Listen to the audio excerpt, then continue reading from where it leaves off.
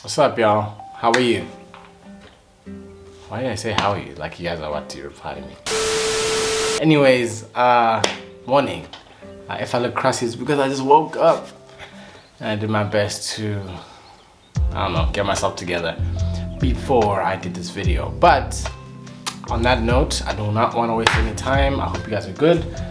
And I made some notes because low-key my memory is trash and I wanted to make sure I don't forget anything.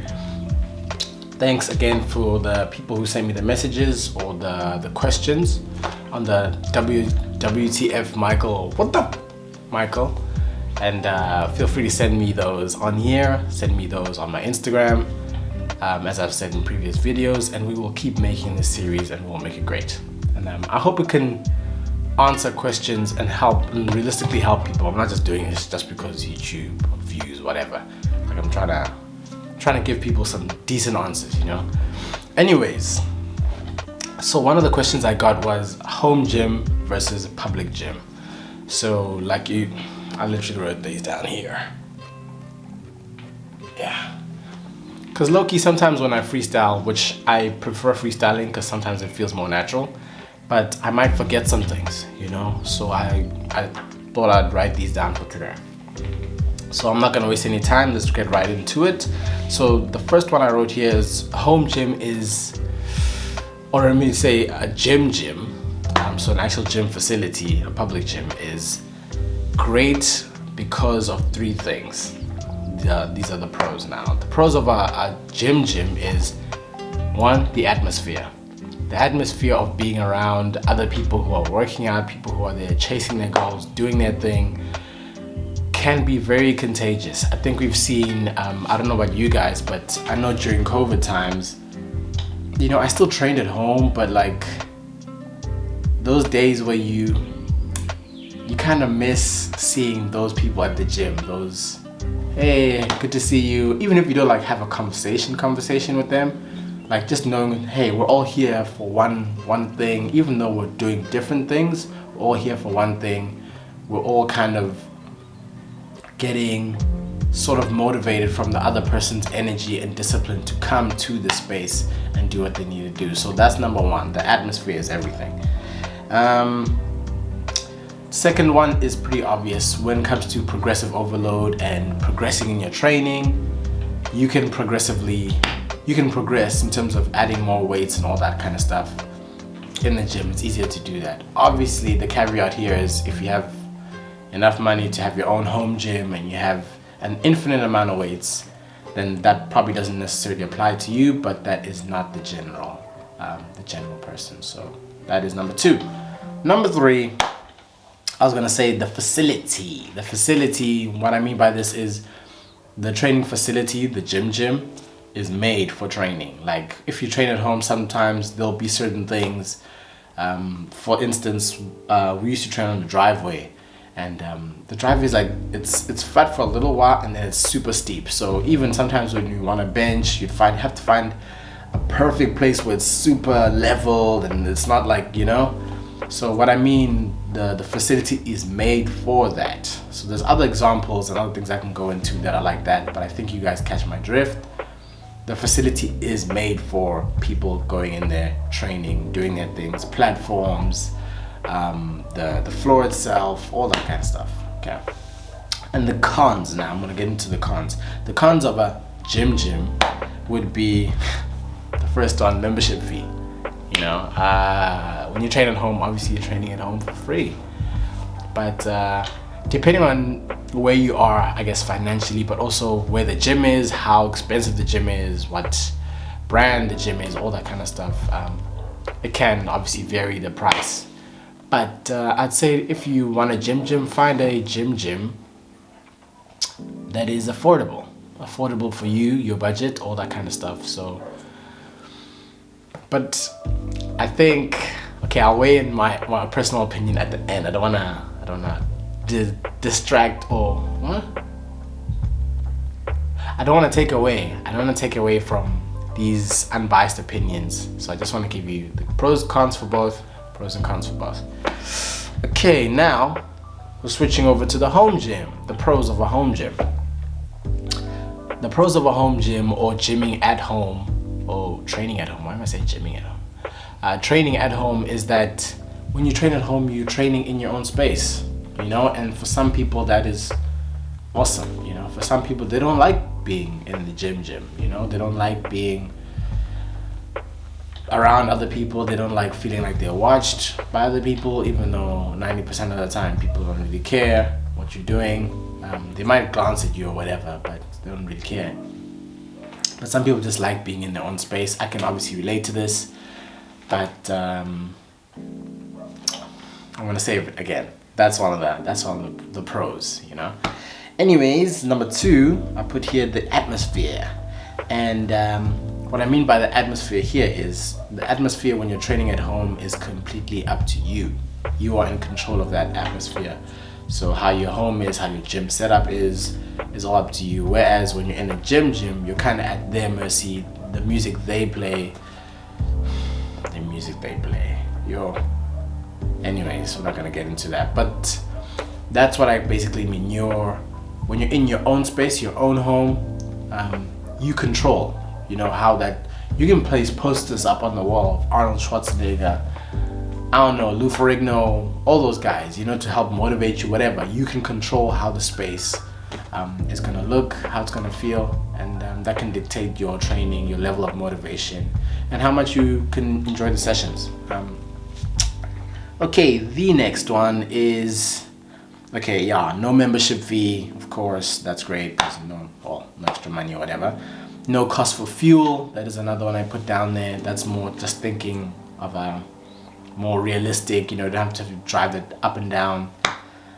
But again, these are things where if you have your things in order, your life in order, I don't want to say life in order, and then if you can't do those things, it doesn't mean that you don't have your life in order. But you know, if you can do those things, like the membership, the fuel, it's not that big of a deal, if that makes sense.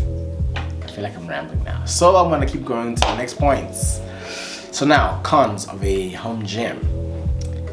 Not enough weights. Not enough weights to progressively overload your training. Not enough equipment. Just not enough weights. There'll come a time, especially if you're training hard enough, where you might need some more weights. And again, this only applies to the general person who can't afford to be The Rock, or Simeon Panda, who has their own gym at home with dozens of plates, dozens of, freaking huge weights and everything else, and state-of-the-art machines. Excuse me. Number 2, it's too comfortable. So the environment at home, I don't know about you guys, but during COVID, I had a couple of these days where, because it's at home and the gym was kind of like the driveway / garage, if I don't feel like, and it's like, let's say it's overcast or something, I'll just look outside and be like, it's looking really cold out there. And then I'll look inside and I'm like, the TV's right there. So, you know, it's a bit too comfortable sometimes at home. But also that does, I guess, come in with a little bit of discipline. But you can't just use discipline. And this is another thing I've learned personally. You can't just use discipline and just throw it in there, because sometimes you can create those environments that foster you to achieve certain outcomes. So what I mean by this is the whole, like for example, if you are a person who's trying to be successful and you're hanging around people who are not successful or not trying to go there, you can be disciplined and still just focus on what you need to do and not necessarily pay attention to them, which could work. But when you surround yourself in an environment of successful people, it's more likely that you will just go there. So that's what I mean by that. The environment isn't conducive to training. So point number 3, not much variety in terms of equipment. Again, this also kind of links up with number 1, where of the cons of a home gym, where if you're not Simeon Panda or Dwayne The Rock Johnson and you can't afford the state-of-the-art machines, equipment, all that stuff, you will want some variation after a while. You want to know how to do different movements, how to do other machines, I suppose, how to use other machines or do other machines, how to use other machines and all that kind of stuff.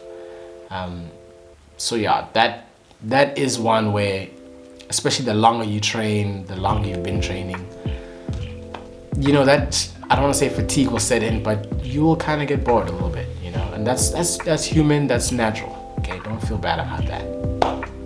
Righty, number 4, and the last one I put here, is not being exposed to different styles of training. That one I think is very important because especially depending on your goal, I suppose, but training is not just bodybuilding, CrossFit, power, I don't know, all the, there's so many. Training is a huge umbrella, huge stamina, endurance, all that kind of stuff. It's a huge umbrella, and that's one thing you will probably not do if you're just stuck at home and training at home only. This is not me trying to crap on people who train at home because they can't train in a gym. Like, do what you gotta do what you can do at the moment. But typically you will train the way you train. You'll only be set on that kind of training, that style, and that will give you results until a certain point. But I've found that there's no reason why you can't dib and dabble in other forms of training, and if anything, that can make you more holistic in your approach and then make you stronger when you go back to your original, you know, type of training. So what I mean by that is, I used to be a bodybuilder style person who just did bodybuilding kind of training, but when I started leaning into other things like I don't want to say yoga, because it definitely isn't yoga, but like when I started trying to be more, I consciously started trying to be more flexible. I started trying to be more stronger in terms of being able to do things with my body weight. So it's almost kind of like a calisthenics kind of training. When I did a little bit of what others do in their specific training styles, when I came back to my own style, like, my style is always gonna be there. That's another thing. It's always gonna be there. So it's not like you're gonna run away and you'll just lose all the muscle that you. That's not what happened to me, and I promise that's probably not what's gonna happen to you. If anything, you will learn a lot about your body, and you'll probably enjoy the others. That's the thing. You don't want to be so fixated to the point where, if you're a bodybuilder, you find like, I am a bodybuilder, it's part of my personality, and you just can't let it go. So yeah, I'd encourage you guys to do that. But more to the point, those are the benefits, pros and cons of training at home. I hope whoever sent this message or question on Instagram, I've done it justice, and I have done my best. I will let you guys know. I actually posted on my story, so follow me on Instagram. I posted on my story every week when you guys can. I'll post it, let's say Sunday.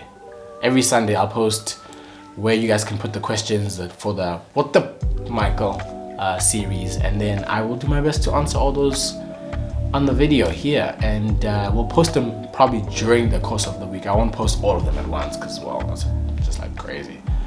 But yeah, again, feel free to message me, like this video, share this video if you found it helpful. Thank you so much for watching, guys, and I will see you in the next one.